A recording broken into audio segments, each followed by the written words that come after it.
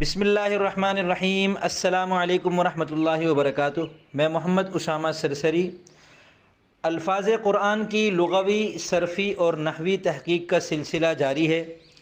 اعوذ باللہ من الشیطان الرجیم، بسم اللہ الرحمن الرحیم۔ قل اعوذ برب الفلق۔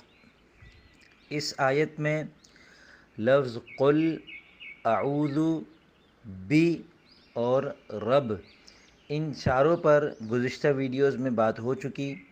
اس ویڈیو میں ہم الفلق کی لغوی، صرفی اور نحوی تحقیق ملاحظہ کریں گے۔ فلق کا لغوی مطلب ہے پھاڑی ہوئی چیز۔ فلق بمعنی مفلوق ہے، اور علامہ آلوسی رحمۃ اللہ علیہ نے لکھا ہے کہ فلق سے مراد تمام ممکنات ہو سکتی ہیں، کیونکہ ان سب کو اللہ تعالیٰ نے اپنے نور ایجاد سے پھاڑا ہے۔ لیکن یہاں پر بطور خاص صبح مراد ہے، چونکہ یہ صبح جو ہے وہ قیامت کی صبح کی یاد دلاتی ہے، اس وجہ سے بطور خاص اس کو یہاں ذکر کیا گیا ہے۔ صرفی تحقیق کے مطابق مصدر مشتق اور جامد میں سے یہ لفظ مشتق ہے۔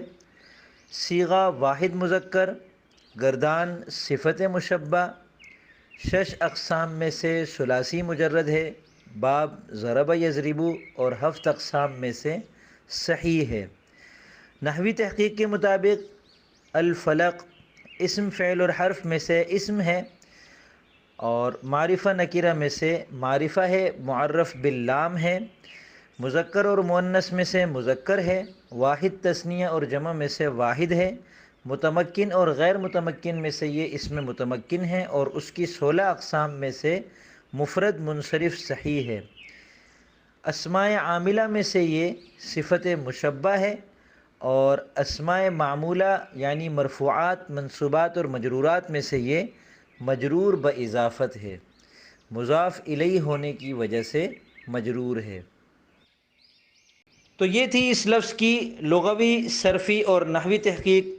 امید کرتا ہوں آپ کو یہ سلسلہ پسند آ رہا ہوگا۔ اس سلسلے کے اعتبار سے اور بھی کوئی مفید تجویز اگر آپ کے ذہن میں ہو تو وہ نیچے تبصرہ خانے میں دے سکتے ہیں۔